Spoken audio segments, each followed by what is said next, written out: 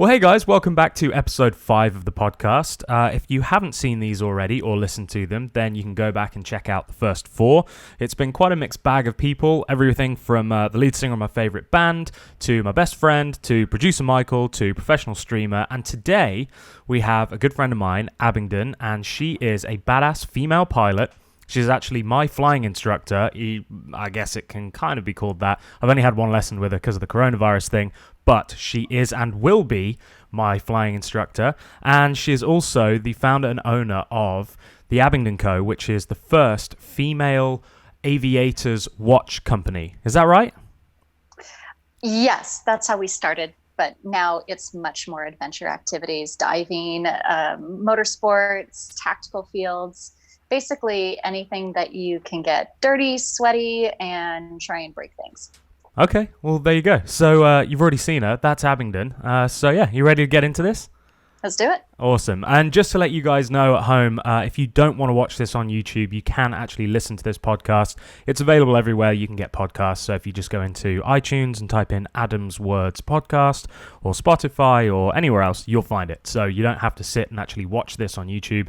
You can plug in your headphones and listen to it while you're going about your day. I like to listen to podcasts while I'm driving, but every now and again, I will just sit down and watch one of these. And when it's with somebody as beautiful as Abingdon, why not? So yeah, thank you for coming on. This is fun.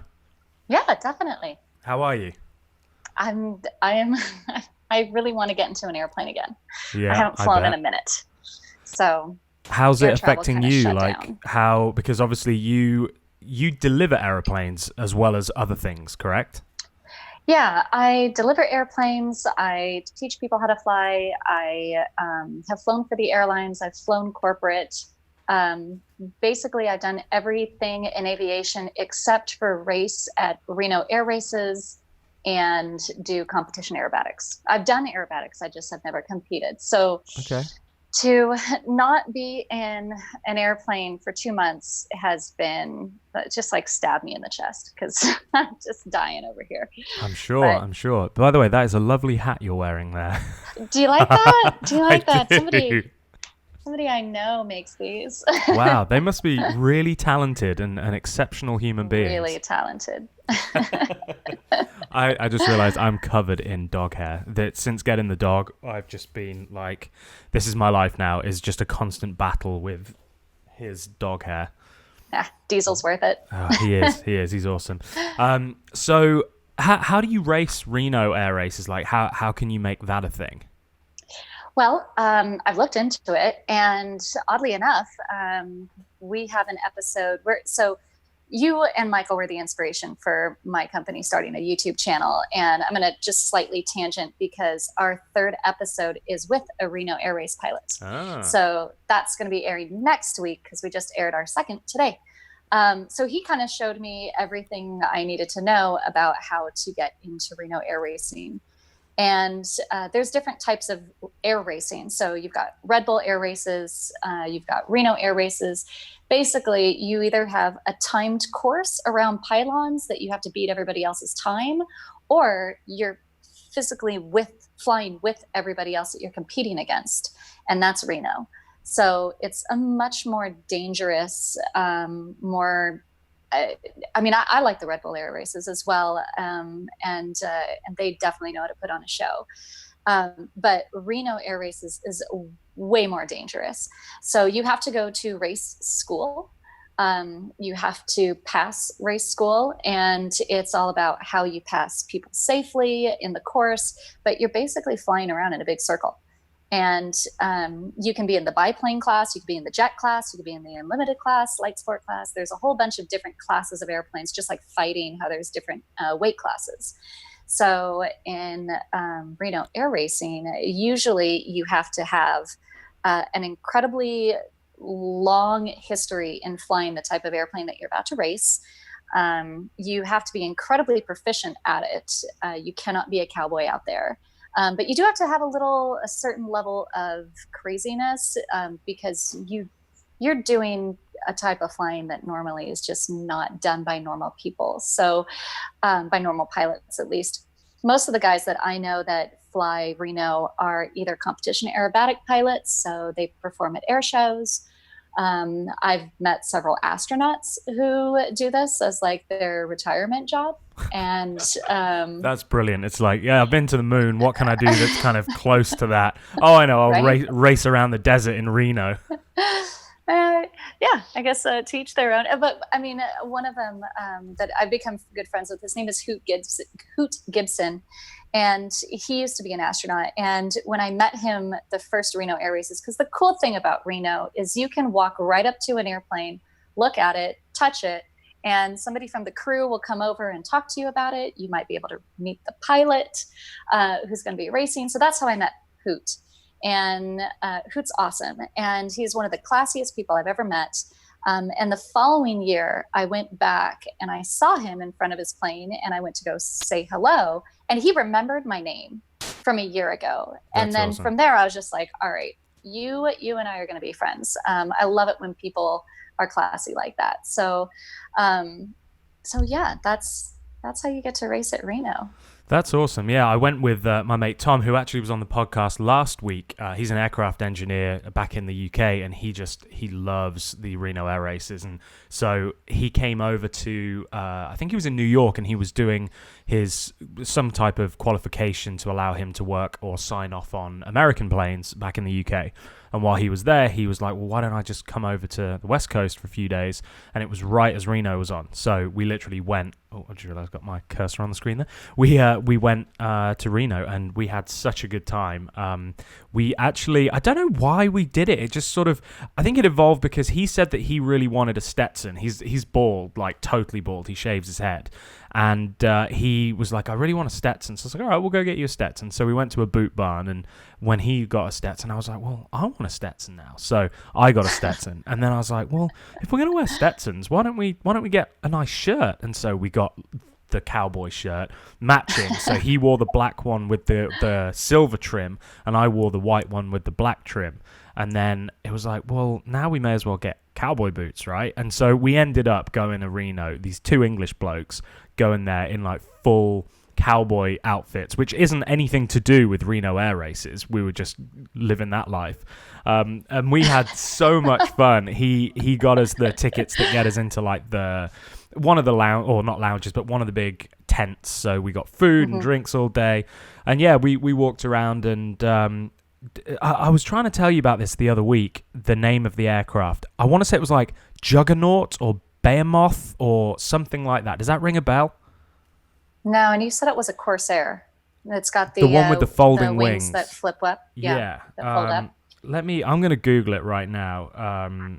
Because he basically went and talked to them, and they ended up letting us go into their like pit area, and we watched the race with them. And like you say, it is mad. And what I was most surprised about was the fact that the unlimited class, which is the big like old, they to me, who doesn't know much about airplanes, they just look like old bombers or old World War II aircraft. They were actually faster than the jets, which was unbelievable. I disagree. They are not faster. Really? They seemed a lot faster. They're incredibly fast. But you have mostly reciprocating engines.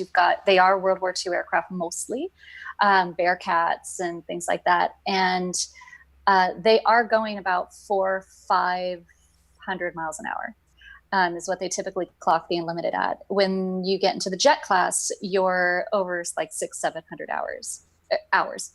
miles per hour. Oh, okay. So but right. it's a lot more exciting to watch the Unlimited, because you're watching airplanes that are complete. They don't look anything like what they originally were. I mean, this is no rules. You know, right. You can do whatever you want to this airplane. The other ones have to be stock. Yeah, they were saying about how they had basically shoehorned in this. I don't know what engine it was, but they had to shoehorn in this engine into the front of the plane, and had to make like custom cowlings because it wouldn't fit, and redo fuel lines. And it literally was like taking I guess not as small as a Mazda MX-5, but like taking a regular saloon car and then shoehorning in like the biggest V8 truck motor you can find.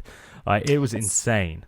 Yeah. I kind of relate it to a hairdryer. It's like sticking a V8 inside of a hairdryer. Right. Like you just really can't. Yeah. And you got to make sure you're not overheating. You got to make sure that there's, Yeah. all the other things that make an engine perform optimally. You have to make sure all those things are happening too. It was a lot of fun. I just looked it up. Dreadnought. That's the Dreadnought. They're the guys that we were hanging out with. Yeah. So yeah, I think he won. But it was a lot of fun anyway. We had a good time. So that's cool. Like that's interesting. What class do you think you would like to go and enter in? Because actually, I'll tell you what I love the most: the stall drags. Oh, stall drags are Can awesome. you explain to people that don't understand, like I didn't when I went there, what a stall drag is? So a stall drag is a competition where basically you can direct the airflow on the top of the wing to make your wing hang off of its lift coefficient. And you can, in a stall competition. Remember, people listening to this don't know what that means. Okay. I'll tell you what. Why don't I explain what it is? I'll do it. And then, hold on. I'll explain what it is, and then you correct me. Got it. Okay. Here's what stall drag is. The aeroplane is parked on a grassy runway. It drives forward. It takes off after what seems like about 10 feet. I don't know how it gets in the air because it doesn't look like it's going fast enough. It then hovers about 10 feet off the ground for, I don't know, maybe like an eighth of a mile or something. Then it kind of does this weird sideways turn, looks like it's about to crash, somehow doesn't crash, hits the floor, bounces a little bit, does a U-turn, does the same thing back, skews itself in the air again, like kind of sideways, kind of like with a bit of weird angle to it. Again, looks like it's going to crash, doesn't crash, hits the ground, and then one of them wins. Was that about right? I don't think I could have explained it any better. It is nuts though, isn't it? Like, carry on and explain the science behind it with the drag coefficient and stuff. But they managed to essentially slow the airplane down by turning it aggressively sideways, right? Well, and it's not that is a part of it, but it's basically manipulating aerodynamics. So they stick these little things on the top of the wing. They're these little tiny vortices, and they call them vortex generators. And they just look like they almost look like Tic Tacs. I mean, they're so small, and there's about 50 on each wing, and being the left side of the wing and the right side of the wing. And then they just stick them on with tape, and they'll change Tape. Well, literally, like double-sided Velcro, 3M tape or whatever. And then they'll change the wing, like how it's positioned, or they'll change like the flaps, or however they'll do whatever they can to this airplane. Now, if you want to see a really, really cool airplane that won this, but then ended up crashing afterwards, look up Drago. Yes. Yeah, I remember that. It's like a giant red mosquito. And then after Reno, the pilot, the guy that owns it, he left in too bad of crosswinds, I think, out of Reno, and ended up crashing and destroying the plane. Yeah. Afterwards, that was crazy, devastating. wasn't it? Yeah. Yeah. So, but he won all the competitions. Ever since that airplane was finished, it's been one of the champions of STOL competitions. But yeah, that's what they do. They take off in like 5 feet and they land in 5 feet. And it's all about who can land in the shortest distance and who can take off in the shortest distance. And for an airplane to just take off like a helicopter is really bizarre to see, but it's really cool. And when you look at some of the guys that do this and you talk to them and they're telling you about like how they tweaked it, and you're just like, whoa, dude, you're way into this. This is really cool. Well done. Yeah. So there was a guy racing there who had he was in basically a stock Cessna, and he was absolutely kicking ass. And Milne. Is that who it is? You know the guy? Long blondish hair. He was in an airplane. I couldn't see his hair, but I know it was from South Africa. He's badass. Yeah, dude, it was crazy. He was. So you've got, like you say, you've got Drago. You've got all these like cool looking planes that look like modified airplanes, and then you've got this dude who just rocks up. Here's what it looked like. It looked like a Formula One grid, and then somebody pulls up in their Ford Mondeo. Just like, all right, lads, can I get in on this? Is that cool? Cool. All right, yeah, sound. And then wins. That's what it looked like. He's just in a bone stock looking Cessna. It was unbelievable. Yeah. Mm-hmm. That's pretty cool. So what would you like to get into then? What class would you do? Let's see. Probably the jet class. I think I'd like to be in the jet class. Yeah. They just go so fast. They just look so cool. It's so nuts to watch because we were having this conversation last week or whenever you came down here, but I was kind of bored a little bit when they first started because they all like take off in formation and then they kind of do a little lap and it's like, all right, ready, go. And from the sidelines, you just like, okay, watch them go around in circle. Okay, cool. And they're obviously miles away. And then when it gets down to like the last lap and you see the two people like first and second and P2 just starts to lift. And I was like, where the hell's he going? Like, he's not going to win if he does that. And he like climbs and climbs and climbs and climbs. And you can see P1 getting away from him as P1 is staying low. And then out of nowhere, P2 just does this insane nosedive and just... And at the, like, God, I don't know which race it was, but one of the times this guy that was in second position just absolutely nailed it and right on the checkered flag just came blasting by. And yeah, and then they all do that big like pull up at the end. And yeah, it was, that was the most exciting part, seeing the tactics get involved. Because like you say, when they're just flying around in circles, there's not really much as a spectator to see, but that bit at the end, oh my God, it was like, yeah. It was like when they reintroduced overtaking in Formula One. It was like, yes, this is what we need. Yeah, that's exactly, like, think about, NASCAR. Everybody just goes around in a circle, and then unless there's a crash or it's right at the finish line, nobody really, they do other things. Just exactly. waiting. Well, I think that's the key, isn't it? You go to Red Bull Air Races to have a drink and enjoy yourself and walk around the pits. Like the actual racing, I think stall drags you go and watch because it's 20 feet in front of you, but everything else, it's just like you look at, oh cool, yeah, they're still going, great, all right, still a few laps left, like where's the beer tent? Right. So Reno Air Races, that's on your bucket list. And then what was the other thing you said? The other thing, competitive aerobatics. Aerobatics. Well, those are just the two types of flying I haven't done. But they're the ones that you said that you would like to try. They're on your bucket list. Well, Reno definitely is on my bucket list. Competition aerobatics, I like I'm looking out the window like I'm just going to see an airplane, but I like just flying aerobatics. So I don't know if I necessarily need to compete. I'll just go up and do aerobatics and just have a blast. It's kind of the equivalent of being given the keys to a rear-wheel drive car and an empty parking lot and them just going, yeah, have fun. Yeah, exactly. And so try not to black yourself out. Right, exactly. Yeah, I mean that's a real problem, isn't it? I mean, if you go up there and you crank on a bit hard, then that's it, night, and then without getting morbid, but have people had accidents because of that? Absolutely. I guess there's no fail safe, is there? Like if you black out of the controls, then that's it. That is it. And before I talk about that, my battery on my phone went a little low. So is it okay if I just plug my phone in? Sure. Yeah, go for it. We'll have a musical interlude. Okay. Okay. So Abingdon is back. Blackouts. You were just talking about how people have blacked out whilst doing aerobatics and what can they do or what can be done to save that? So the military teaches you breathing techniques, and you can also wear a G suit because basically all a blackout is that you've lost blood pressure in your head. So it's crazy. I've blacked out where I haven't seen anything, but I knew that I was blacking out. So it's not like I went unconscious. I just couldn't see.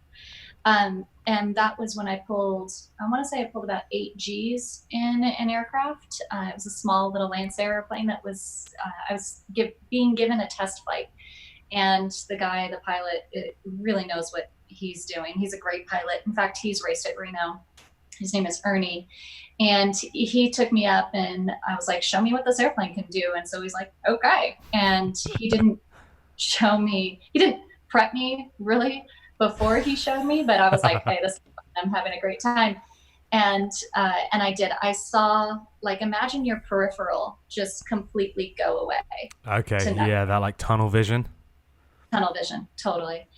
And then, but if you squeeze or grunt or do these breathing techniques that I'm not going to demonstrate them, but you can look them up on YouTube. Then you can force the blood back up into your head and wake yourself up. No. So just have to know how to do that. And if you wear a G suit, then that's compressing your legs a lot, because that's where that blood would go. Oh, interesting. So it like stops the blood from actually getting to your legs. It's like a roadblock. Yeah.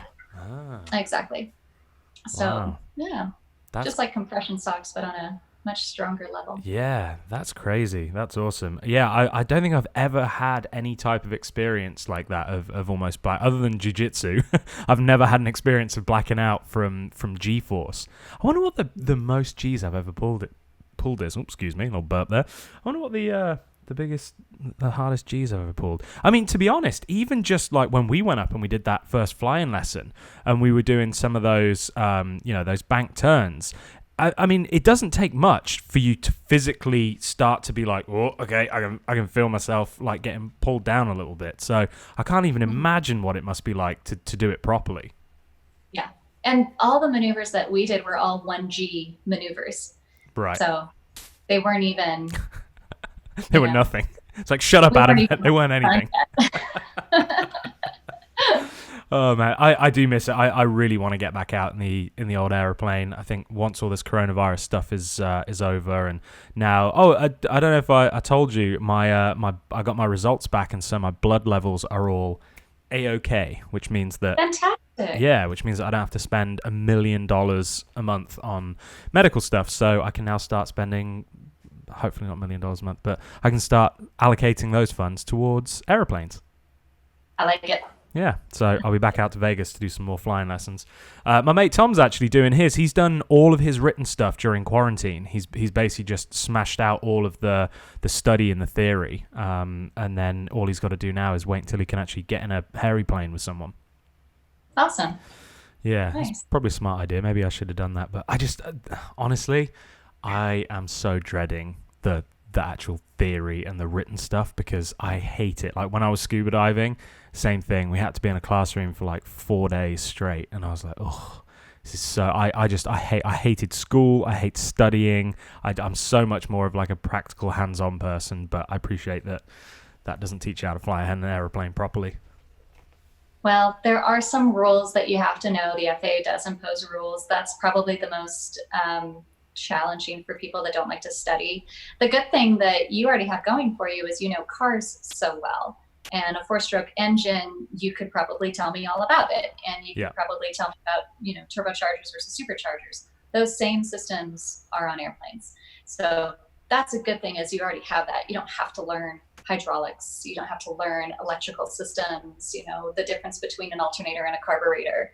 Airplanes have alternators and carburetors, whether it's fuel injected or not. So those things you already have. So that's a good thing because that's a large portion of the ground and the theory training. Because you need to know, like there was a time when I was flying an airplane to LA from Vegas and the RPM gauge just went to 0. But the engine was still going. It wasn't like I heard any sound different. Right. So based on what you know about cars, would you have a guess as to what could have happened? I mean, was it an older airplane, or was it one that would have had So the RPM would have been done by a cable rather than by a sensor. Correct. Yeah, so probably just the cable just spat itself out, and yeah, that's all it was. So it wasn't a big deal, and I was able to continue the flight all the way to LA. I opted to go to LA because I was landing at a Cessna service center. Yeah. So I figured if anybody's going to know what the issue is going to be, it's going to be these guys because they work on Cessnas all the time. So, but I was flying with a student, and they were, once I pointed it out to them, because they were just getting ready to fly into LA. So they were looking at their charts and, going over everything and just being really prepared. And I'm just looking at this RPM gauge and I'm kind of tapping on it like, is it going to do anything? And it's not doing anything. Hello. And we're probably over Palmdale, so about halfway. And God, thinking, you don't want to go down in Palmdale. They got nothing there. They got nothing there. No. So when I finally, brought it up to her, well, I I said, okay, you're all ready to go to LA. Let's check all of our instruments before we start our descent, before Yeah. we start calling. Do you notice air traffic anything control. different here? And they were like, what?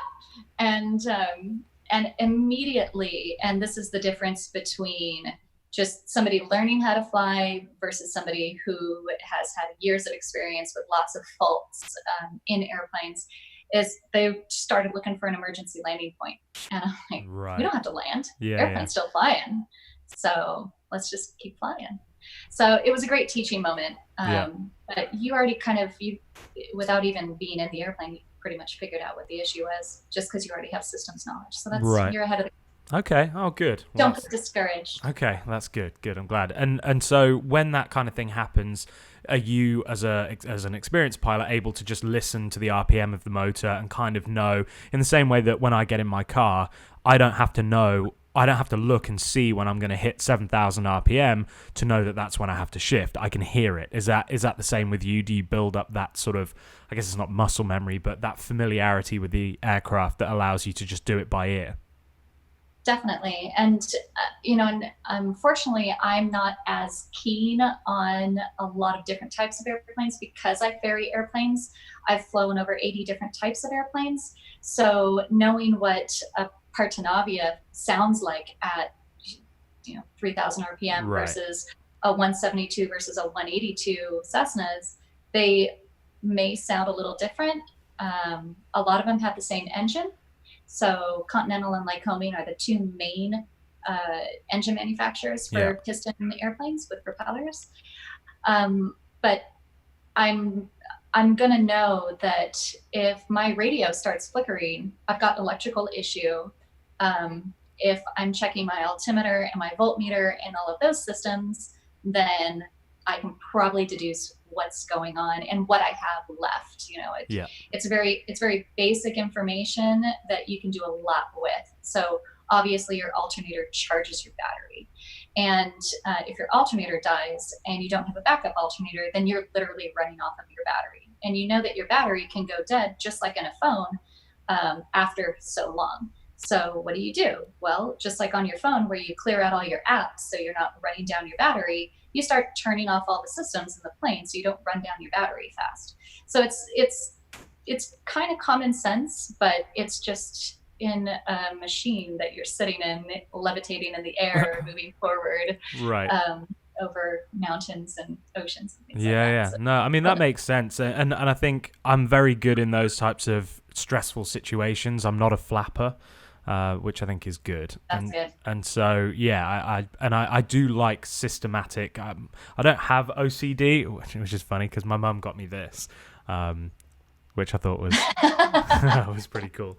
I don't have OCD, like as in diagnosed OCD, but as you can see by the mess of my editing suite here, but I definitely I like things to be right. And so if I have a system, if I have a plan to be able to check through things, I like that. I like that kind of formula. So no, that's good to know. That is good to know. So tell me a little bit about your experience then. I guess first of all, like, how did you get into aeroplanes? Where did that passion? Because I feel like with aeroplanes, it's not something that you're necessarily like.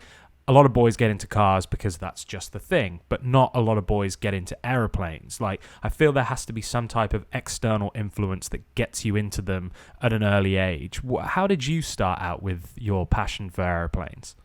I was 14, and it was free food. That's totally free food. Free food? What? Free food. My high school, which in America we call them high schools, not secondary schools. My high school was, it was at John Burroughs in Burbank, California. And on Wednesdays was the first Wednesday of the month was Career Wednesday lunches. And so the career office would host this kind of like small little lunch event where they would order Subway or pizza or whatever, and somebody would come in and talk about what they did for a living. And I never cared what the subject was. I just knew that the first Wednesday of every month I could go get free food at the career center. So I was 14. I'd been doing this pretty much since I was in high school. And which I went to school right before I turned 13. So like 12, 13, so I've been doing this for a couple of years.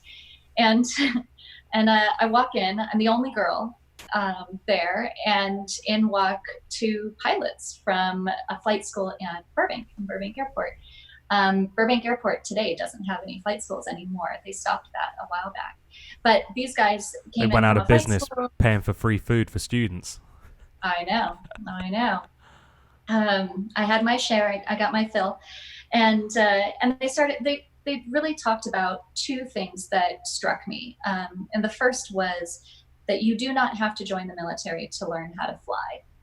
I always thought that's where pilots came from. I didn't realize that there were these small little flight schools at all these little airports.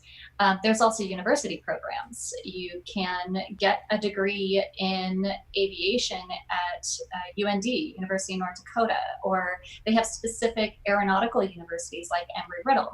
So that was another option I had no idea had existed.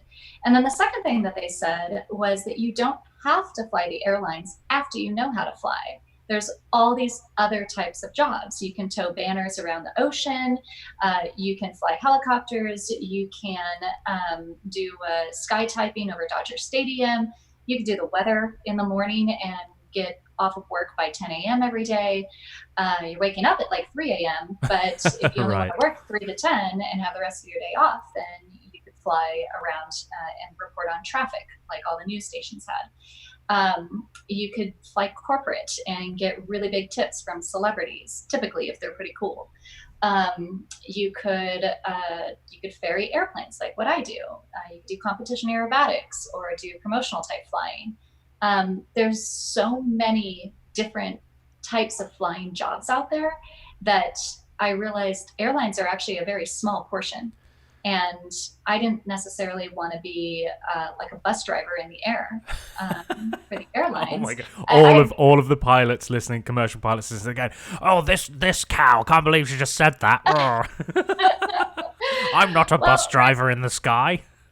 You know, I have flown for the airlines, and I talked to a lot of the airline guys, and they've lost their passion for flying. A lot of them, not all of them, but a lot have lost their passion. They treat it like a job. Yeah, and absolutely. It is a job when you're under the guise of a large company, you know, like your Delta, your American, one of the legacy carriers, where you are one in thousands of pilots. You know, so it's I love the passion of flying. I still get giddy when I take off, and to get paid to travel or to get paid to fly just kind of seems like stealing. So anyway, at the end of the lunch, I ended up late to my last class. I was the last one asking questions. I took back like a booklet of information. I went home that night. I was like, Mom, I want to be a pilot. And she was like, oh, that's nice. Pass the peas. And, you know, didn't really give me any credit for it then. But, you know, when you're 14, you change your mind every week. So it wasn't until I was 16 that I took my first intro flight. And that was also out of the same flight school. And I was struck. I loved it. Absolutely loved it. Haven't left the airport since. That's amazing. And so how long after that then was it that you got your license? Well, with flight training, it can be very expensive. It is on average around $5,000 to $10,000 for your private pilot's rating. And to get to the airline level, you're probably at an investment of somewhere around $80,000 to $100,000 if you want to go career. So you can get them like a vocational school loan.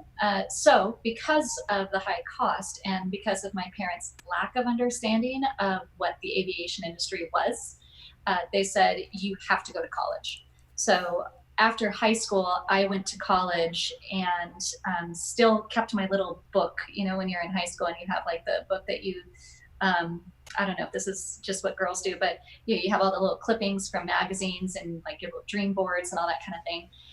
So I had an entire book dedicated to aviation, and I completed university at UC San Diego. And then one of the things that I'm really grateful at doing is I did join the Peace Corps after college, and I went to Africa for a while as a volunteer there. And then the second I got back, I walked onto Santa Monica Airport and started asking the flight schools 3 questions. And this is from something my mother taught me. She said, be smart enough to be dumb enough to ask. And the 3 questions were, 1, can you teach me how to fly really fast? Because I've got all these student loans and I just came back from an underdeveloped country. I have no job. So I don't have a lot of money. So can you teach me how to fly really fast? Because I need to start getting paid for this.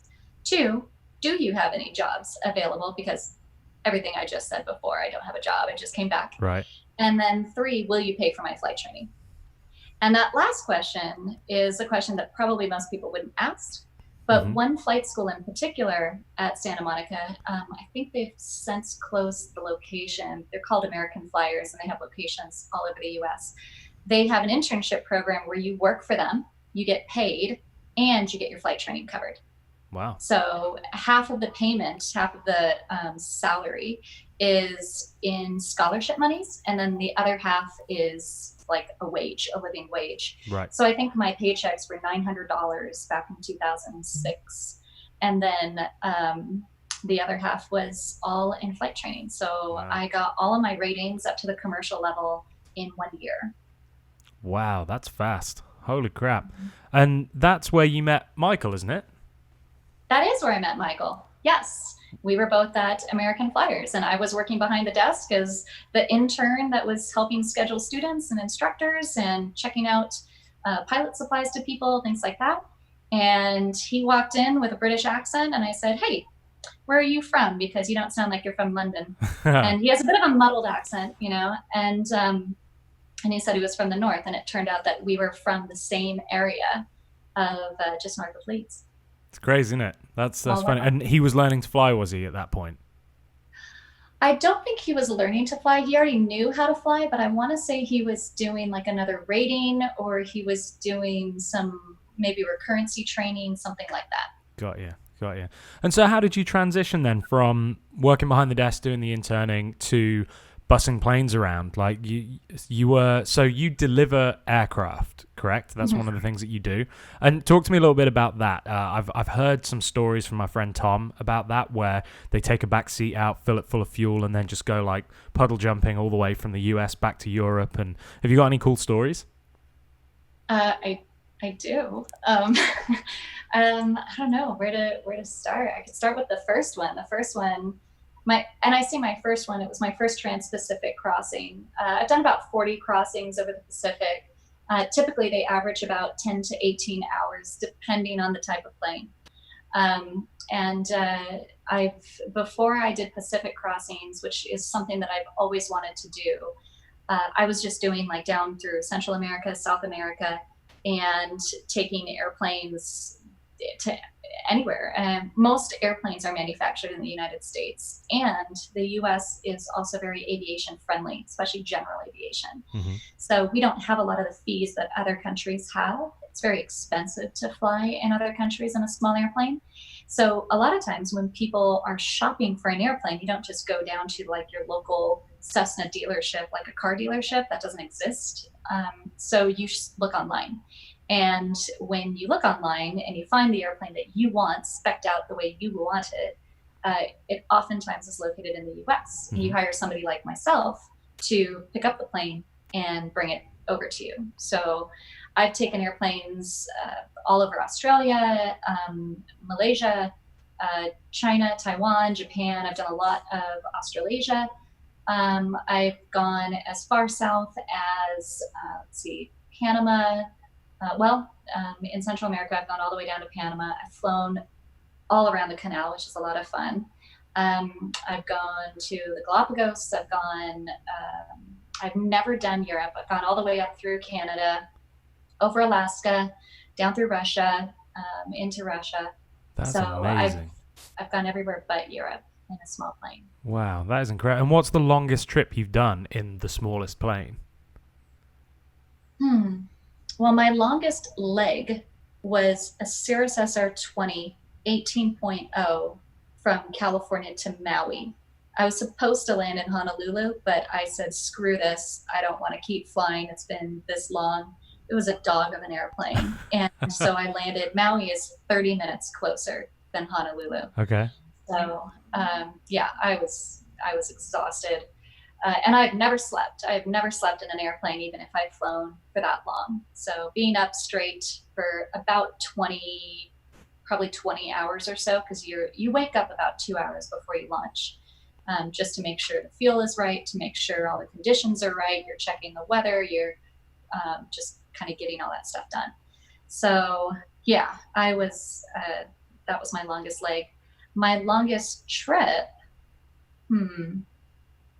probably was picking up a King Air, which is a twin turboprop, out of Japan and taking it to Texas. I think that was probably the longest. And that was Japan to Russia, through Alaska, down through Canada, down the coast, stopped in Vegas, did some systems removals, and then continued on.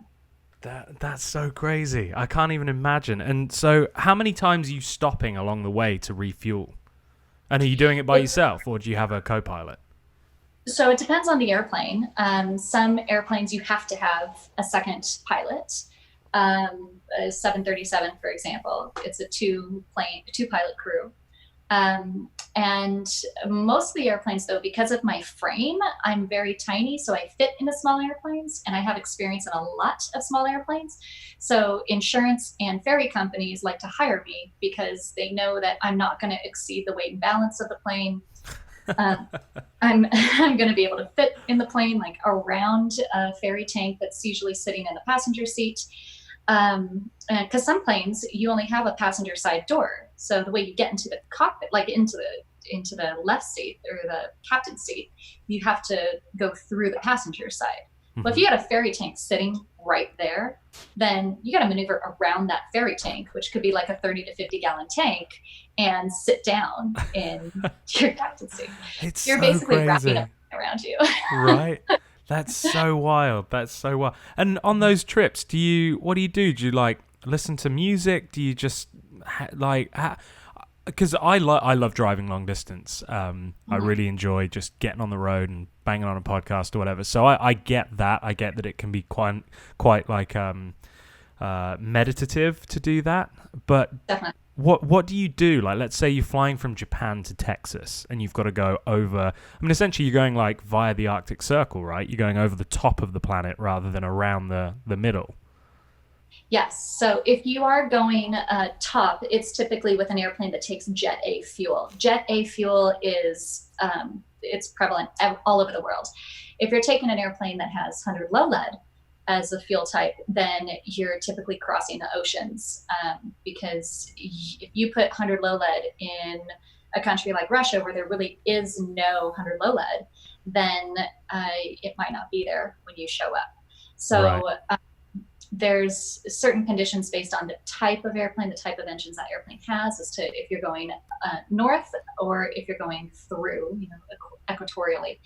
But yeah, I mean, I will listen to music. I set myself on a schedule. If I know I'm going to do a 14-hour flight, a lot of guys, they'll just download a bunch of movies off Netflix and they'll just watch them the whole time and make sure the systems are good. And I mean, I guess that's the thing. It's not you're not stopping at red lights or anything, are you? You just no, it's just you and you. And so that's it. I like to treat mine a little bit more like a standardized day. So I have mini goals. So what I'll do is I'll get into the plane. I'll make sure everything's good. I'll take off. And I'm not saying that this way is better than any way. It's just the way I do it, because it's just a long journey. So I want to break it up as much as I can. So I get in, I'll take off, and keep in mind, like, let's say I'm flying a little Cessna, like the plane we flew. Yeah. That was a little plane. How you've flown those distance? No, I've never ferried a Skycatcher. I was going to say, we couldn't even make it up to, is it Mount Baldy that we were aiming for? Yeah, Charleston. Yeah, it was, yeah, we couldn't even get there. It was like in one of those computer games where you drive like off the edge of the map and there's something out there, but you never get to it. You just keep going. We were just like, we'd be great on those stall competitions. Yeah, for real. Yeah, we were. For those of you guys that don't know what we're talking about, when I did my first flying lesson, the aim was just to go out and get me used to what it was like, just control an aeroplane, nothing more than that. And so I was like, well, why don't we try and fly like over some snow, because there was some snow on Mount Charleston. So Abingdon was like, all right, cool. She had never flown one of these sky catchers before, and so we get up there and we're like headed towards Mount Charleston, and we were never going to get there. I feel like even if we had all the fuel on board, we just never would have got it. The mountain seemed to just be moving at the same speed as us.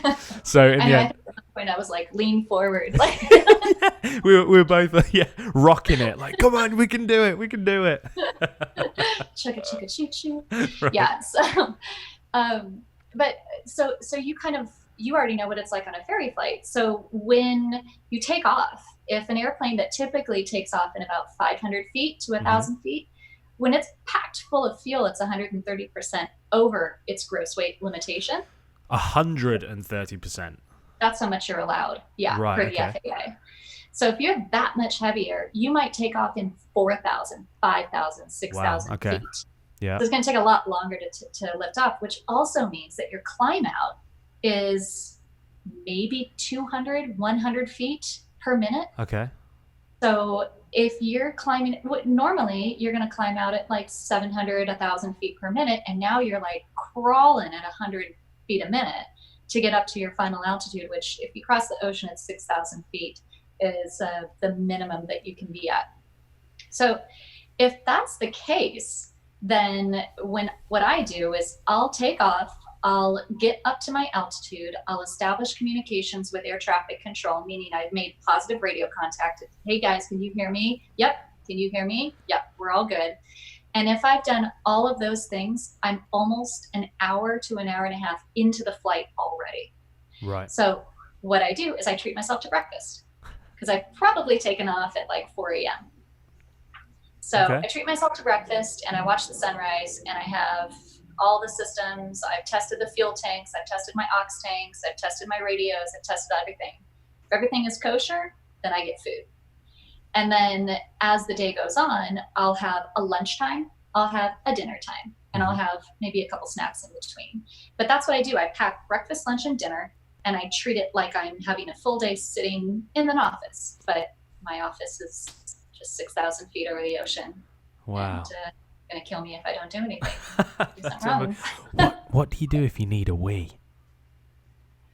Oh, great. So this is a funny story. So the first crossing I did was with another pilot. It was a guy, and he was like, go buy a Sunny D bottle. And I was like, okay. So you empty out the Sunny D bottle, but that spout is not big enough.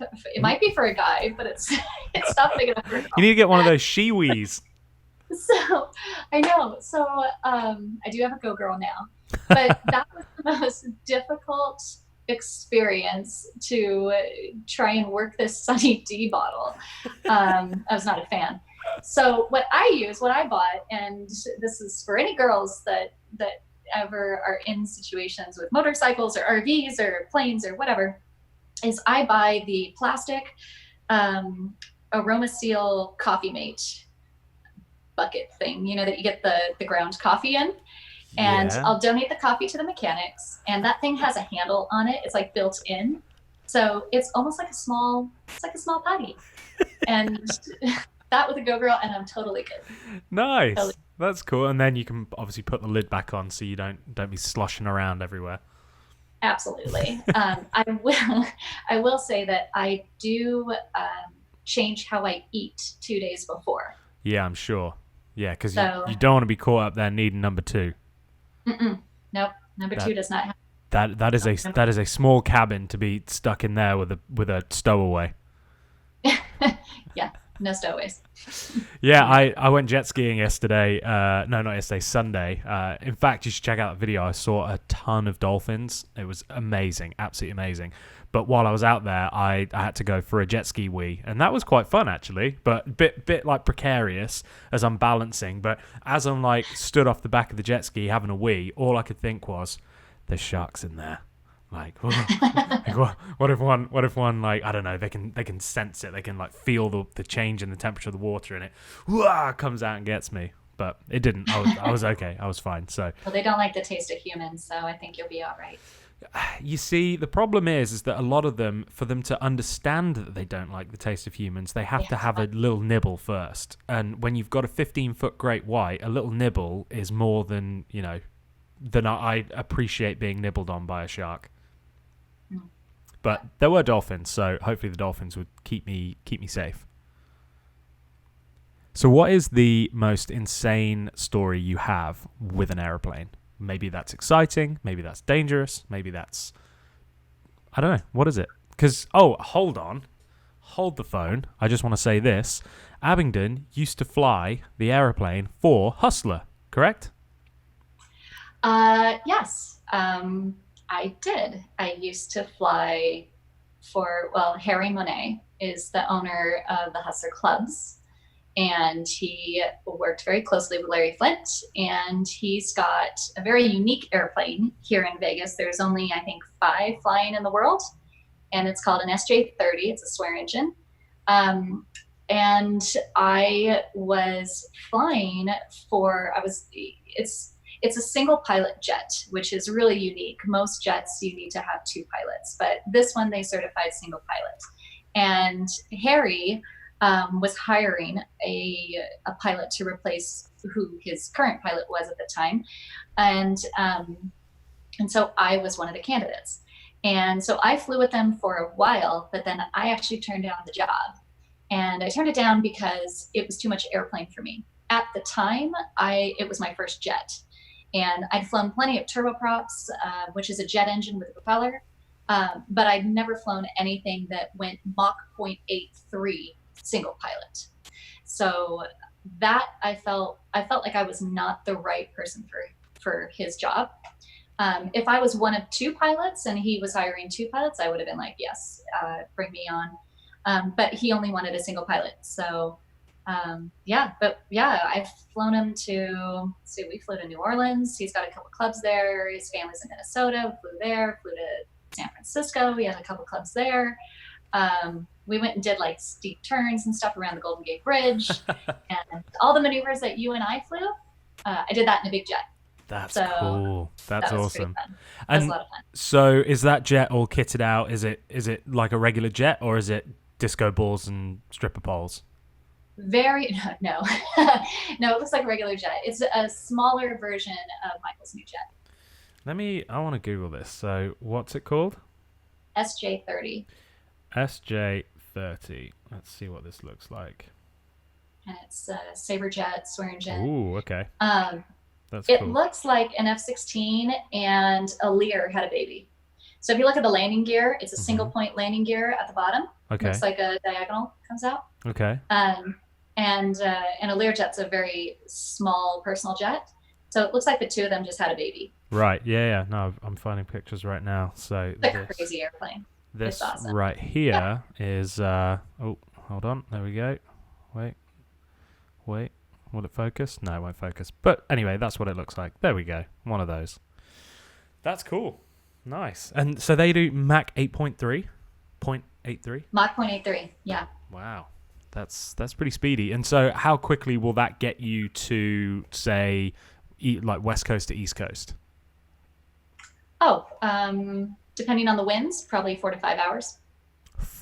Wow. Okay, so basically as fast as like any commercial airliner.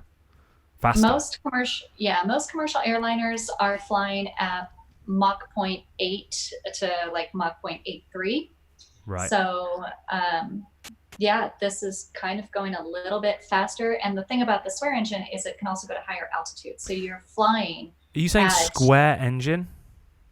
Swear engine. Swear. I was like, square engine? I was like, what is a square engine? Hold on. I got to try and get this camera to like refocus. There we go. Refocus on me. It annoys me when it does that. I thought you were just telling me to like shut up. Yeah, I know, right? For those of you listening, I'm putting my hand up to the webcam because this has got autofocus, and when I show something on my screen, it like goes out of focus and then can't find my face again, apparently. Oh, okay. Swear engine. Got you. Yeah, I was like, rotary engine, like inline engine, transverse engine, square engine. Yeah. Got you. Yeah. Okay, well, that's cool. So any crazy stories then other than flying stripper planes? I don't think there were any strippers on the plane. It was always Harry and his family, or his managers.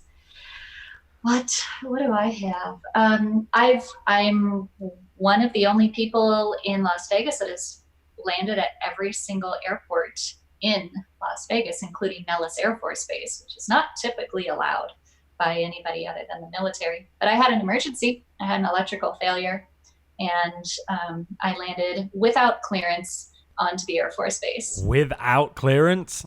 Well, I didn't have any radios. I had a full-on electrical failure. Oh so my God. Yeah. What? And it was about dusk, and I was flying with a guy in his airplane. We were just doing some practice instrument approaches, just like takeoffs and landings, and but by instruments only. And we're flying over Lake Mead, so that's like to the east of Vegas, and we're going underneath the flight path for all the big jets that are coming into McCarran. And all of a sudden, I start to see some flickering happening on the avionics panel. And I'm thinking, okay, that's not good. And, the sun is just set, so there's still light out. But if you know about the desert at night, it just looks like a black void out in the mountains. So if our radios went out, then I still have to cross over Nellis Air Force Base and talk to them in order to get clearance to land at North Las Vegas, because that's just the vicinity of all the airports. And we had to go back to North Las Vegas. So our radios ended up going out. And I was like, okay, well, if we went around their airspace so we don't talk to Nellis, which is what you would do during the daytime, it wouldn't be a big deal. Except the other thing that you don't have when you have an electrical failure in a Cessna is your engine or your fuel gauge. So they both look like they're at zero. So we don't know how much fuel we have. Nope. And it's getting dark. And you can't see the terrain because it all turns black at night. Nope, I don't want anything to do with any of that. I'm not learning how to fly. I don't like that. I know, I'm really scaring you out of it. Right. So and I'm writing notes on the iPad, showing them to the guy, and I'm like, I'm going to troubleshoot, you fly the airplane. So I send him that note. So he's flying, and I tell him where to go, and I'm pulling circuit breakers and trying to just like fix this, and engine's still running fine, so that's good. But I couldn't get anything working.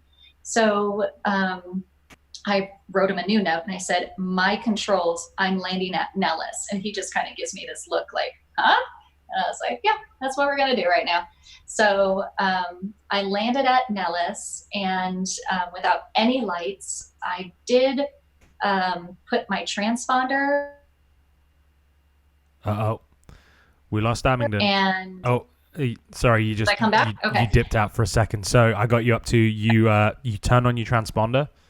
I turned on my transponder, and it pinged a certain code that says my radios don't work. So if I got any electrical power back, it would have hopefully sent that message out to all the air traffic controllers, so they knew that I wasn't just some terrorist landing at Nellis Air Force Base. Right, yeah. I mean, because that's the thing, is they have no idea. They've just got an aeroplane just coming right into the base. They have no idea. So we landed, and I pulled off of the runway, and I immediately opened the door and secured it. And I told the owner of the plane, I told him, do the same thing, open your door. And he's like fiddling with his bag, with his flight bag, trying to get into stuff. And I'm like, dude, open the door and put your hands up on the dash while you're at it, because we're going to have a whole bunch of Air Force personnel like coming at us with guns, and they need to know that we're fine. So don't be down here, not showing your face, not showing your hands. And I finally like kind of hit him on the arm, like, come on, dude, you get your hands up and open your damn door. So he did that, and he looked up, and sure enough, we had a couple cars coming at us, a bunch of people walking towards us. They all had guns in hand, and I was, just like, hi guys, just put on my highest pitched voice I probably could do. They took us out of the plane.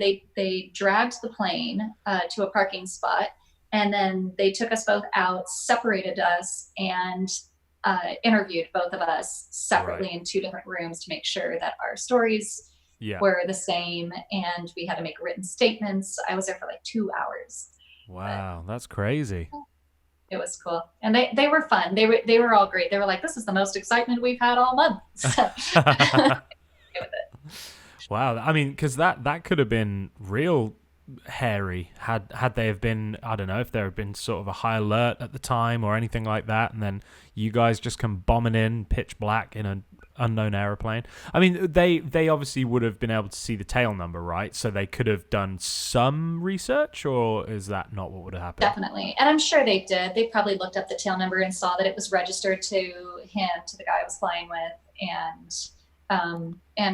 I'm sure that they were just like, okay, electrical. And sure enough, he brought his mechanic out, I think the following day, and it was, I want to say it was a voltage regulator that surged, and Right. it just completely fried all of the electrics. So the Air Force let you keep the plane there until you could fix it and fly it out of there. Yeah, they didn't take anything apart, which I do know a guy that back in the 70s, he's kind of one of those old airport hangar rats is what they call them, like the old guys that hang out at airports. Right. He told a story about how he landed at Area 51 one time, and they took his airplane completely apart, and then like panel by panel, and then Whoa. reassembled the whole thing. He didn't get his airplane back for like 2 months. Whoa. So, Do you have any experience of Area 51? Because all I know of it is just obviously what you see in the movies and the little bits. Are there aliens there? Are there really aliens in Area 51? heck yeah. You think? I think so. I've seen some weird stuff flying around. I don't know. Have you? What have you seen? I've seen lights, like lights off in the distance that are like in a sequence or in a pattern, and then they just disappear. I've seen on my TCAS, which is like a traffic system, I've seen aircraft or something that shows that it would be an aircraft just shoot up 1,000, well, not 1,000, more like probably 5,000 feet a minute, just up into oblivion and then disappear. I've seen things from time to time. I mean, I've been flying now for 14 years, so I've probably seen at least half a dozen things that I cannot explain Right. at all. Well, 'cause, I mean, that's the thing, isn't it? Is that UFO, unidentified flying object, right? It doesn't mean that it's a little green man in a spaceship. Like, it could be a military plane, it could be that kind of thing. But what's crazy is in the midst of all of this coronavirus stuff, NASA releases those videos and they're like, yep, these are UFOs, like, confirmed. We admit to it, like, we don't know what these are, they don't behave like anything we know, and nobody said anything because everything else was going on at the time. How insane is that? Like, how insane is that people are so distracted that they didn't even pick up on the fact that NASA officially were like, yep, UFOs are real. Yeah, absolutely. And some of those visuals, like I remember listening to the Joe Rogan podcast, and he had a pilot on there, and I think he was one of the guys that actually filmed one of the videos where they basically traced this like weird saucer thing that flies that way. So for you guys that are listening, imagine laying your hand flat with your palm to the ground, and it's this disc that instead of flying that way, kind of belly down, it flips up, so now your palm is facing forward and the disc flies forward. And that's been reported by a few people as well. There's that guy, again, I don't remember his name, that worked at Area 51 that kind of came forward, and he said that he actually saw one in person, one of these craft that was like hovering and getting ready. I think he actually said he saw it take off. But I mean, Area 51's not that far from North Las Vegas Airport, right? No, I don't think so. There's I think it's like maybe 3 or 4 hours. Oh, I thought it was much closer. I didn't realize it was like 3 or 4 hours away. Like a drive, I think. I'm pretty sure. If you were to by fly, airplane, it's very, very far. Because I mean, like, if you would take off out of North Las Vegas, like, if they're flying these spaceships around, how controlled is the airspace around there? Like, how close can you get to it in just a regular Cessna or something?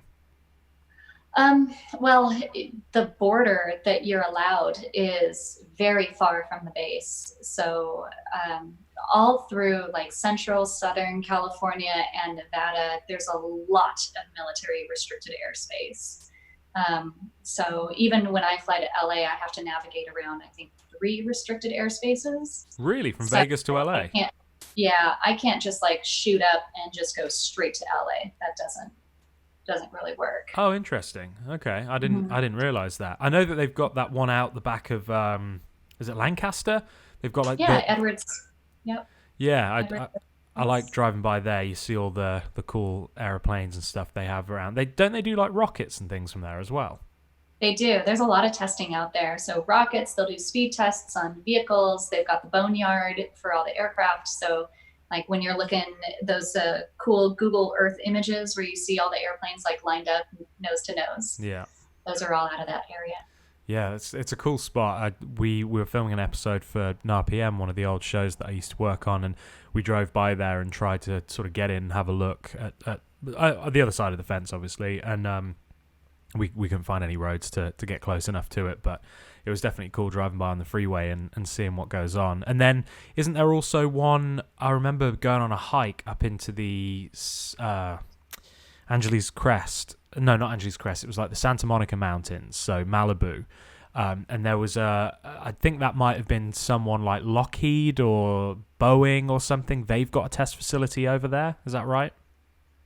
That I'm not sure of. I know that there is a home in Malibu that I used to fly over that took the wing of a 737 and made it their roof. Really? There is that house. That's Yeah. cool. But I'm not sure of any testing facility. I might not be testing. It may just be like a private airport or airfield or something. Because I remember going to the top of this hike, and when I got to the top, there was like no trespassing, and I think it might have been Boeing.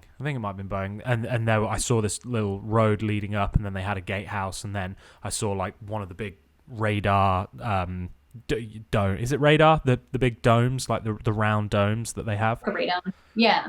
Yeah, there was one of those out there, but it's cool. I love that kind of stuff. I really hope there are aliens. I do, because right now I think they'll be looking, going, we want nothing to do with those guys. Yeah, I think they're delaying their arrival. Their For arrival sure. to the party. Do you think there's aliens around us? Do you think there are aliens amongst us?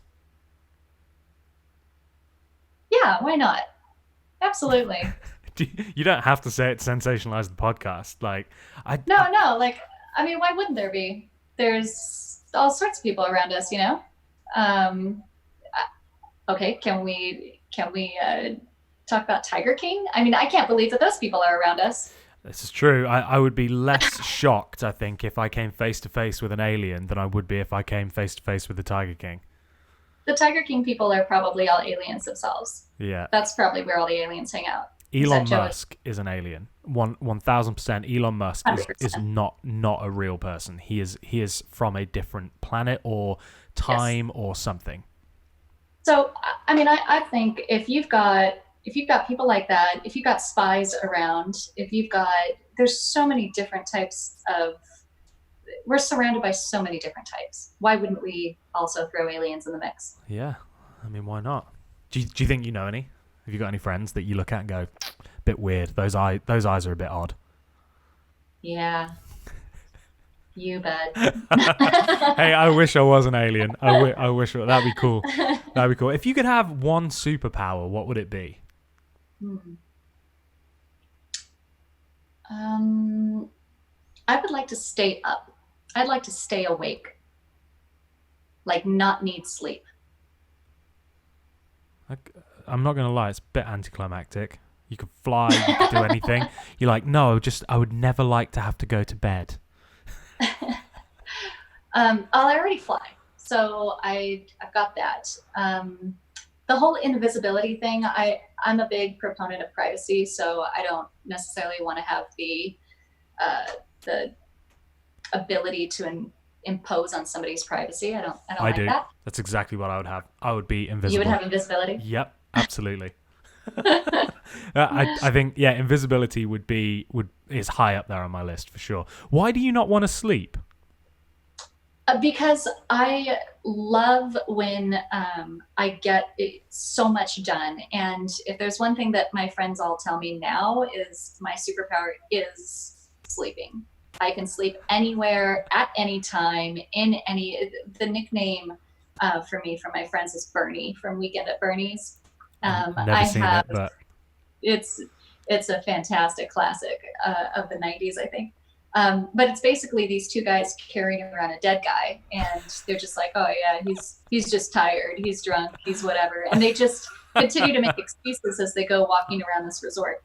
So so I can sleep like nobody's business, and when I get tired, I'm out.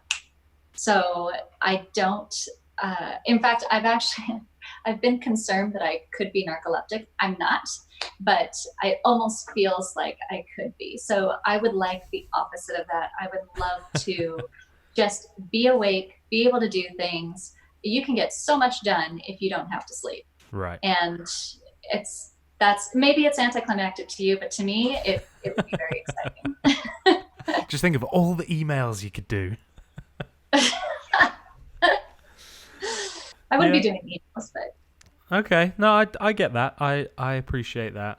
But no, I'd still like to be invisible. Invisible, or I was gonna say I'd like to be able to hold my breath, like forever. I just wouldn't need to breathe, because I love diving and being under the water so much. But that still means I can be eaten by sharks. And so I think if I could pick like 2 superpowers, it would be being able to hold my breath and also being invisible, because then at least that way I could go like free diving and go and hang out with all these cool things, and they wouldn't even know I was there.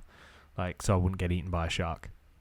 I like it. Can you imagine getting like... How's the shark going to eat you if they can't see you? Right, exactly. Can you imagine being eaten by a whale shark by accident, though? You're like, oh, wow, look at this beautiful whale shark. And then whomp, one just comes and gets you while you're invisible. He's like, oh, what was that? That was a chunky bit of water. So talk to me then, as I see that watch glistening on your wrist. Talk to me a little bit about the Abingdon Co. Where did that all come from? Well, when I was learning how to fly, so let's see, jump forward to 21. So several years after I took my first flight, I got my rating at Santa Monica Airport at American Flyers, and I wanted to gift myself with a few things. A good pilot always has a good pair of sunglasses, a good watch, and a good headset. Mm-hmm. My mom had gotten me a headset, so I already had that. Sunglasses, I cannot buy an expensive pair. I break them, I lose them. It's all the cheapies that I still have. So yep. I wasn't going to invest in a pair of sunnies. So I said, okay, well, I'm going to go look for a watch. And I was 21, just got my private, started searching for female pilot watches online. They didn't have anything. There was nothing. So I actually spoke to a company who's located in Beverly Hills, Chase Jura. Mm-hmm. They make some pretty nice watches. And I was going to make a custom watch with them. They have a really nice watch called a Vintage Lady Hawk. And I was thinking, okay, this would be, if they could just tweak it a couple ways and turn it into an aviation style watch, mm-hmm. I would be all about it. So I was talking with them, and as I was working out the details with them, I was also a member of the 99s, and the 99s is a group of female pilots started by Amelia Earhart and 98 other women back in the day, early 1900s. And so I've been a member of them since day one, and day one of my flying. And I asked at a meeting, I said, hey, have you guys ever found a pilot's watch? And they're like, oh yeah, no, we're too small of an industry. They'll never make anything for us.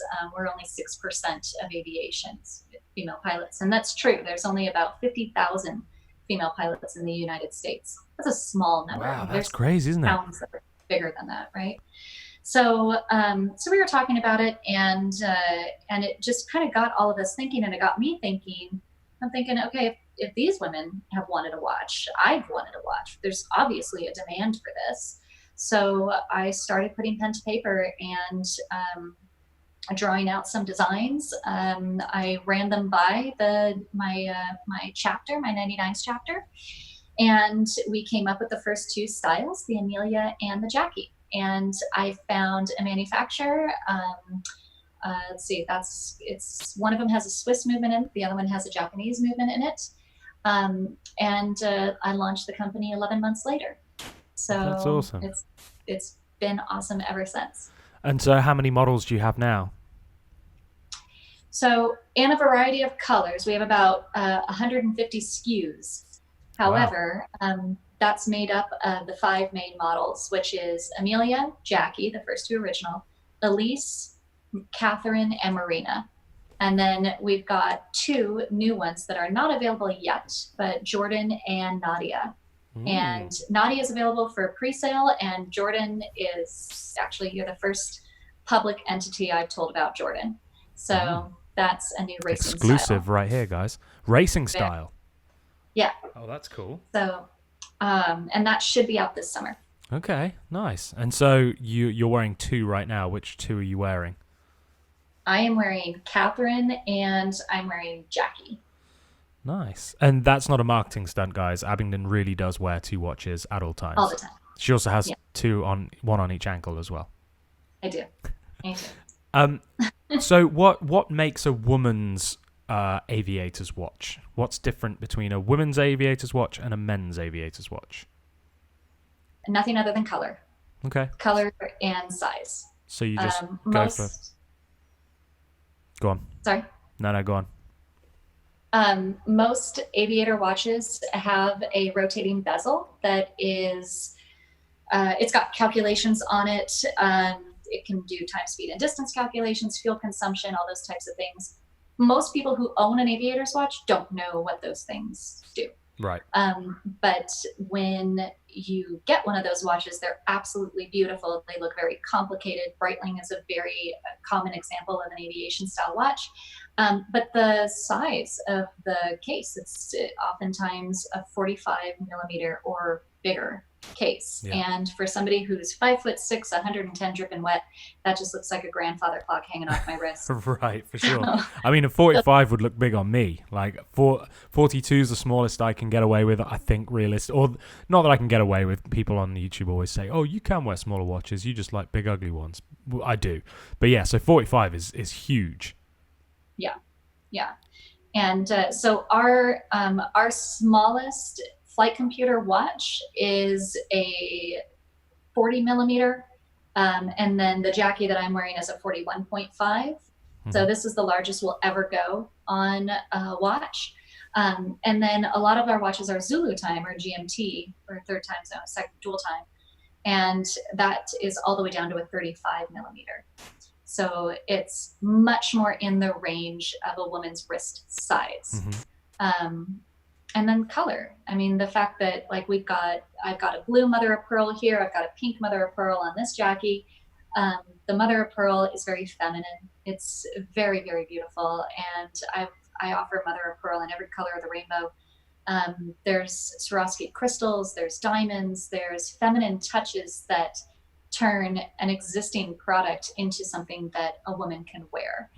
I'm all about the boyfriend watch. The boyfriend watch is great and they do look good with a certain style. But if I'm going out on a date or if I'm getting dressed up for an event, then I want something that is going to match my dress. I want something that's going to match what I'm wearing. And it's very similar to how men wear watches. They wear watches to suit their attire, suit their situation, if they're walking into a boardroom, if they're going to do a big sales pitch, or if they're going to the gym. Yeah. So you have different watches for different situations. Women should have the same thing. Absolutely. That's awesome. And that's cool that you're branching out now from the aviators watches into driving watches, racing watches, that kind of thing. Do you think you'll go into diving watches and stuff like that as well? Well, I already have a dive watch out. We're coming out with our second dive watch. Oh, cool. The Nadia. So Marina has been out for a while. And I love that watch. It's one of the only dive watches that, I haven't found another one in existence, but it also has a world timer on it. So you know how your world timer watches have the cities around the bezel? Yep. When we're diving, we typically go to other places around the world. We go to the Red Sea, we go to Fiji, we go all over the place. why not have a world timer that can tell you the time zone where you're located? So having dual time and the diverse functions as well. So that's what Marina is. That's cool. I like that. Yeah, I mean, you're exactly right. And that's great that if you want to just take one watch, if you're going to go somewhere, you go to Egypt, you go to the Red Sea to go diving, you don't want to take a load of watches because you're doing a liverboard or something like that. But you also want a watch that's going to look good when you go to dinner, off the boat or something. Then, right. Yeah, that's a great idea. That's cool. I love that type of innovation and finding. It's very rare, I think, these days to really find that niche in the market where there's this product that doesn't exist, and I guess you were your own customer, and so that's great that you can build a product and say, well, look, if there's one of me, then there's going to be more. Like, there's going to be more women out there that want this. Yeah, definitely. Yeah, we've got customers in I think over 30 countries now, and the brand is building incredibly large. My lofty goal is to make this completely as household of a name as Chanel or Louis Vuitton or one of those brands. But with watches, oftentimes a woman's style that's introduced by a brand is an afterthought. There's a term out there called pink it and shrink it. You ever heard that before? I haven't, no, but that's amazing. You're so right. Yeah, it's like Rolex are like, oh yeah, we'll just make this one smaller and put some different colors on it, and great, there we go, woman's watch. Exactly. So I'm trying to make it so that women are definitely not the afterthought, that we are the forethought. It's designed, all of the styles have been designed by professionals in their fields. So just like the 99s helped me design the first two aviation styles, I had the Women Divers Hall of Fame help me design the Nadia. I had a group of dive professionals help me design the Marina. Same thing with Jordan, racing professionals. It's just, if women are going to use this as they are intended to be used, I want them to be designing them. So we're not doing in-house design in that way. My crew and I are more focused on customer service and building the brand. Yep. But whenever it comes to a watch design, I reach out to my customer base and I reach out to professionals in a various field.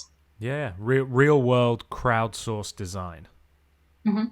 Yeah. But on a very private level. So there's NDAs signed, no pictures, but test the watch out for a month.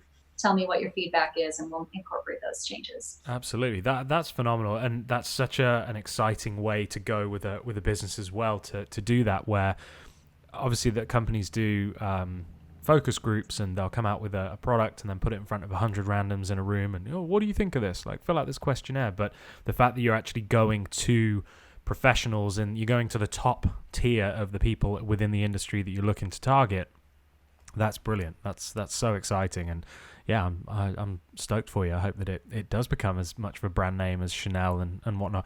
In fact, maybe, and if Shaz, if you're listening, that's my mum. If you're listening, stop listening now. Maybe I'll get her one for Christmas or something. We'll get her a nice watch. Yeah, that's awesome. And you've just launched a YouTube channel as well. Yes. And like I said, it was per yours and Michael's inspiration. So thank you. That was as much yours as mine. Of course. No, I mean, I think YouTube's great. It's amazing now that we have this free platform that we can do stuff like this. We can do podcasts, we can do videos, we can stream computer games, like whatever you want to do. There's no longer is there that fat cat executive that you've got to go in and get his sign off before you can get yourself out there. So no, I think it's really exciting that you've done YouTube, and you have such amazing access as well to these incredible women. So tell me a little bit about your episodes. Obviously, I've seen episode 1. I didn't see the one you put out today yet, but I saw the first one, which was the NASCAR episode. So what else have you got coming up? So we've got, so today's episode is actually, it's kind of a bit of an experiment. I'm really, really excited about this, but it's going to be completely different than the NASCAR episode. And what I'm doing is I'm literally reading a story. I'm reading a short story about a woman who's a pathologist. And what she does is she takes animal carcasses and discovers why or how a virus came about. very, very relevant to COVID-19. Okay. So that's today's story. And the interesting thing about it is, and I've scoured YouTube all over the place, the only time you ever hear stories that are being read are either a children's story, which there's some really funny Betty White videos reading children's stories, or ASMR. And that's more for like sensory titillation type of thing. Mm-hmm. There's nothing that is just a story that's read, and I love to read biographies and learn from other people's successes and how they got to where they got to. And this book that I have, it's called Women's Work. I'm actually in the book. It was done by a photographer named Chris Chrisman, and he did a book that was based off of all of his photography of the women that he has photographed over the years. And he compiled this book and got all of our stories. So each story is only 1 to 2 pages in the book, but there's over 50 different stories. So I'm not reading my story on the channel, but I'm reading everybody else's story, and I'm doing them one at a time. So there's everything from a pig farmer to a firefighter to a DJ to a chemical scientist type thing. Mm-hmm. And they're super motivating. They're super inspiring. But it's very different because nothing like this has been done to my knowledge. And I've been looking for months for these types of things. But I think a lot of times with any of the media that we're being exposed to, the constant desire to be stimulated, like second after second after second, our attention spans have gone down over the years. It's like, if you don't capture me in the first 1.8 seconds, I'm out. Yeah. If that web page doesn't load, I'm out. If it has too slow of a start, I'm out. And I think a lot of times, and especially one of probably the benefits of COVID-19 is that we all were forced to take a break as a society. And there's a good place for that. So this video that launched today is one of those stories. And it's just one of those things where you can kick back, relax, and hear a super motivating, inspiring story of a woman that's in a field not normally accessed by women. So every other week is going to be one of those stories. But we've got the NASCAR video was just phenomenal. It had such a phenomenal reach. We went back behind the scenes with Natalie Decker, and she races in the truck series. She's the top finishing female in truck racing. So she kind of holds a record, and it's because she placed 5th at Daytona. Wow. And that was pretty unreal. So good on her. She's kicking ass. Then we've got videos. I'm base jumping with Claire Marie, who is known as the Base Girl on Instagram. She's one of the youngest base jumpers. I think she holds the record for the youngest base jumper in the world.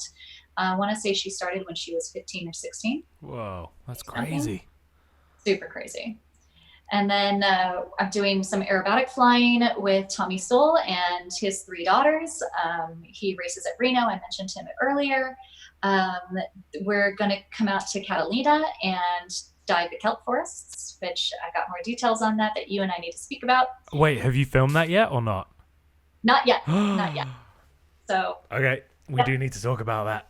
Yes, we do. Okay. And so I'm doing some corporate flying. We're doing some airline stuff. We're doing some drag racing. We've got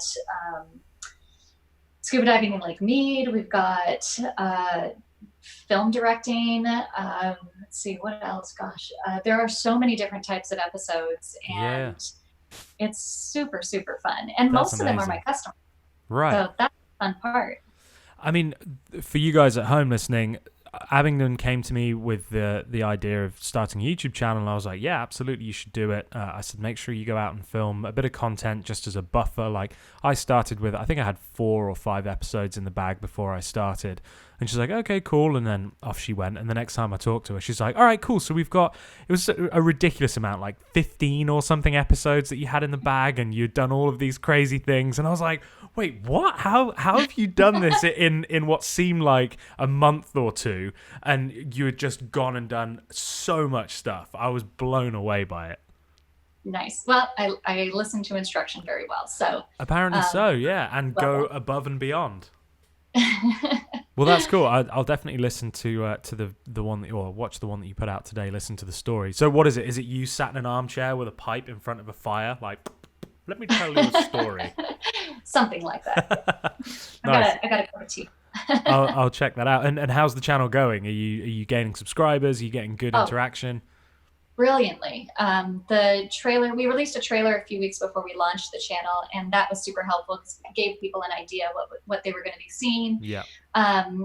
We've been increasing about 200 subscribers a week, and that's pretty good for a channel that's basically non-existent. Yeah, absolutely.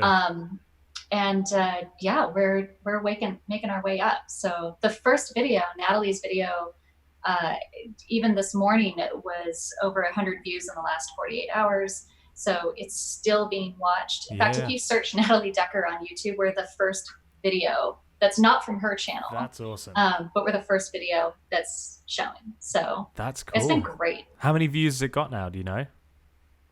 We're over 1,000. Wow. I know that. I mean, that's a real milestone to hit that first 1,000 on your first video. That's something to be celebrated. And you guys, I will link it in the description on both the podcast and on the YouTube video if you're watching that. But if people want to find it, then they just go to youtube.com/ Abingdon Co. / Abingdon Co. Go check it out and drop a little subscribe there. That's really cool. And so you've got a load of stuff in the bag, but you're constantly adding more episodes. Are you looking for new content all the time? Definitely. We have episodes already queued up through November. Wow. I haven't even got one for next Tuesday. That is insane. So, and then we've got several episodes that are we're still working out the logistics on when to film and just all that stuff. So we're still filming about 4 episodes a month. Mm-hmm. But we gave quite a large buffer, and we'll definitely, the entire team is committed to 52 episodes, so definitely 1 year of constant content. And then we'll just see how it grows from there. Wow, that's amazing. And so just give me like a little tiny bit of info about this kelp diving. So we're going to be going in October. That's the best visibility. Ooh, chilly. Okay, that's fine. I can deal with that. It's going to be chilly. We'll wear a 7 mil. And let's see, what else? The whole thing is maybe going to cost $150. So it's pretty expensive. I'm in. Yep. And that even covers all your gear except for gloves and booties. So I'm going to try and get dry suit certified before October so I can go in a dry suit. Okay. Because my wetsuit is a 5 mil with a 7 mil core. Mm-hmm. And though they said that would be okay, I'm kind of like, I want to be on the warmer side. So I'm going to try and do the dry suit course here in Lake Mead. Mm-hmm. And then, so mark off October. Okay. All right. I will. I definitely will. Is it a 1-day trip? Are you camping? Are we staying? Were we going to Luau Larry's? What's going on? Oh man, I haven't even thought that far in advance, but yes, let's do all of that. That sounds great. Perfect. No, we have to. I love Catalina. Did you see the episode where I went on the electric bikes? Yeah. I swear to God, now when I'm riding along the beach or I'm at the beach and you can see Catalina off in the distance, I feel like an astronaut looking at the moon and going, I once stepped foot on that. I was there. Once upon a time, I was there. It was just such an incredible experience. And I think, because I'd been to Catalina before just for a day trip for my mate's birthday. And we went over there and had some drinks, and I went snorkeling just around in one of the beaches, one of the beach clubs down there. And it was great. I had a good time. We went back. But this time, going through the interior and going to the other side, to Two Harbors, on those electric bikes, it was like life-changing. And that sounds very big and splendid, but it really was, because you're not far at all from California, from LA, right? You could get from downtown LA to setting foot on Catalina Island in like, I don't know, probably 4 hours or something, 3 hours. It's really not far to do that trip. The boat ride over there takes an hour and a half. But when you get there, it feels a little bit familiar, like, oh, okay, cool, this is just like another little beach town. But then when you start riding through the middle, there's nothing there. There's like a few ranches and people live out there. Yeah. And then when you get even further, I guess, north, then it turns to absolutely nothing. And then there's a few campsites. And then there's just wild buffalo just running around the place. And then Two Harbors is unbelievable because there's I don't know what the population of Two Harbors is, but it's not a lot. And the ocean is just looks like something from the Caribbean. It's so clear. It's crystal clear. There's like these little beach shacks. And honestly, I sat on the dock there, and when we rode there to get some lunch, I sat on the dock and I was just looking around and I was like, I could quite happily just run away here and just have my days be going in the water and going snorkeling and scuba diving and hiking up into the hills. It was amazing. I can't speak highly enough of Catalina, and I think if you do go on a trip to Catalina, then you should definitely hike through the interior or mountain bike. Or electric bikes are difficult. You have to ship the batteries in separately because they won't let you put them on the ferry. So if you've got your own boat, then great. But if you're going over on the Catalina Flyer, then you have to ship the battery separately, which is what we did. But yeah, just unbelievable. Just such an amazing experience. So 1,000% count me in. That'd be great. I know I might be the only boy on the trip, but whatever. I'll wear a dress. You know what we could do? We could fly to Catalina because they have a little airport at the top. They do have a little airport at the top. We could combine it in a flight lesson.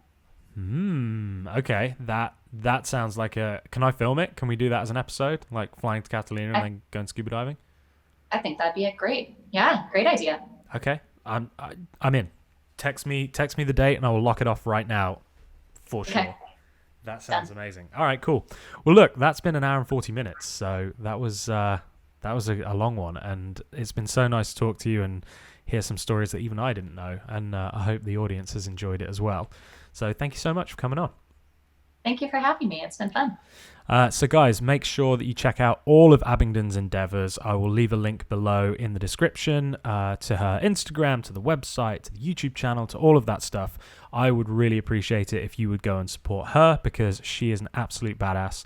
And it's a pleasure to call you my friend. And I'm really glad that we met on that horrific flight with Michael Blakey.